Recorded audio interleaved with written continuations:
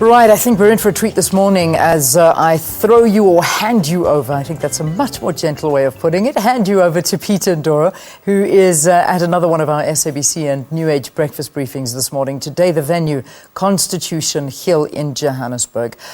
Peter, I believe that you are going to be talking to the Minister of Women in the Presidency, Susan Shabangu, and the discussion, Women's Intergenerational Dialogue, 1976 and 2016. It's a very good morning to all of you.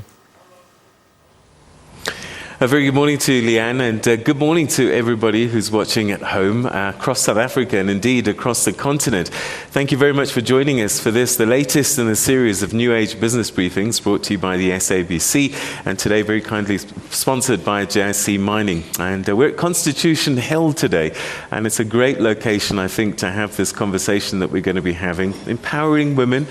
And it's an intergenerational dialogue between the generation of the 1976 uprising and the 2016 youth that are doing amazing things at this time, changing and helping move the country forward. So June is Youth Month in South Africa, and this all kind of stems from what the events that took place on June 16, 1976, where the youth I suppose we're at the forefront of the struggle. Whilst at the time it was predominantly about Bantu education, it really was about the struggle of the people in general, and their contribution is recognized during a Youth Month. And this year, the theme is the youth moving South Africa forward. And what we thought we'd do is pick up on a conversation that took place yesterday. Government has been engaging with the youth through their various departments across the country throughout the month of June. And yesterday, the Department of Women kind of led an initiative here where there was an intergenerational dialogue here at Constitution Hill between the women of 76 and the young women of 2016. And we'll unpack that, some of the issues that came up. The struggles of 76, are they still there? How much has changed? What are the struggles of 2016? What could we learn from 76? And how do we move forward? We'd like you to be part of that conversation. At Morning Live SABC is our Twitter handle, hashtag TNA BizBrief. Please start tweeting and we'll get your questions through to our audience here as well as our panel who I'll introduce to you. And it's my great pleasure to welcome somebody who's no stranger to this program, and she's worn many hats, which means you're constantly busy. But welcome to you, Minister in the Presidency responsible for women, the Honourable Susan Shabangu. Thank you so much for joining us and welcome. Next to you is, you wear the hat of CEO, Women's Development Bank Trust, although you have quite a history, struggle hero amongst that, and we'd like to get your thoughts as well on that. Mayor Totsie, Memela, thank you very much for joining us and welcome to you.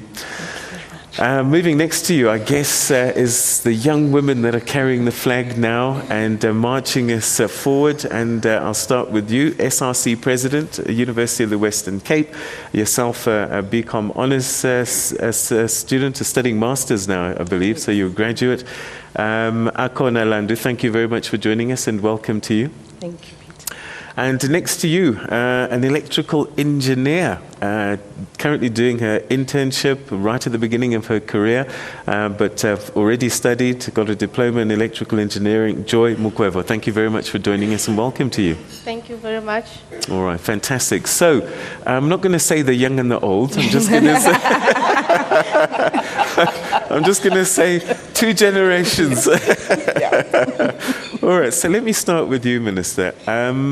So you had this conversation yesterday, and I think it was an interesting time to come together. We celebrating the Freedom Charter and also 40-year anniversary of June 16, 1976.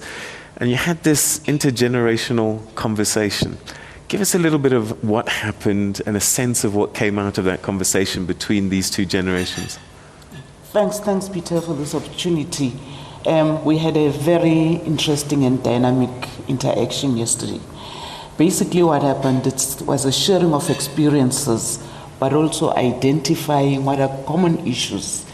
We had the women of 1976 telling their story, what you call her story. And some of those women who are with us today were detained, spent some time in this particular facility during 1976, being the leaders of 1976, but also reflecting on the current challenges faced by the youth of 2016. We call them, as you know, hashtag Fees Must Fall. and what we agreed to identify that the struggles of women in South Africa, there might be different phases, but they're almost the same.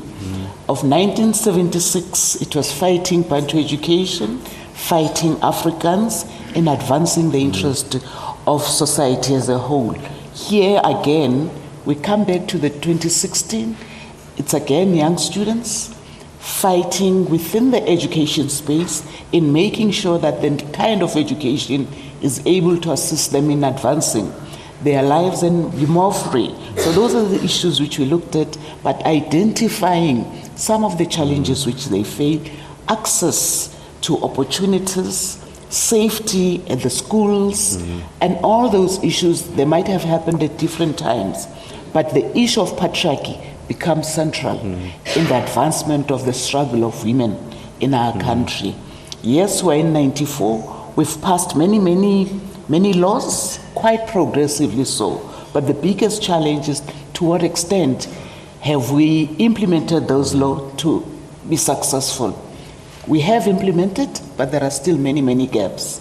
If you look at the challenge faced by young women today, especially at universities as we have them today, it's the same old problem.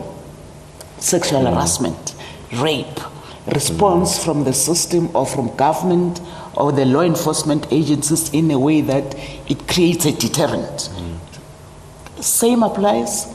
Go and talk. Can you sort your matter out? Can you sort out the problem with your partner? All those issues are still there. So it's quite clear that patriarchy in our society, it's still there. Access to facilities, one of the issues which was raised by the current generation, or 2016, was the issue of access to sanitary pads, which has been an issue. We can say it's better, but it's still a challenge. So all those struggles are struggles which shows we need to continue as women holding together, but also learning from the past. We're explaining to them, we learned from the women of 1956, and that's why we are where we are today. And they have to learn from us, the generation of 1976, working together in making sure that future generations, future girl children have a different environment. We've all have a role to play in contributing, and that can only happen if we work together without saying they are old, they are young. There's experiences to be shared, there's holding hands, there's a need for unity of women in advancing the interest of the women in the transformation of society as a whole. Okay, and I think that's a great way to kind of start this conversation, a summary of the conversation that took place yesterday, and we'll continue this conversation today, and we'd like you to be very much a part of that at Morning Live SABC, hashtag TNA Biz Brief. We're going to take a quick break, and when we come back, we'll hear from the other panelists, and we'll start the conversation with our audience here as also kind of a mixture of generations and very representative of the young and the older generations in South Africa. But just before we go to the break, I just wanted to say condolences to the passing of MEC Joy Matsoge at the weekend. All right, we'll be back right after this.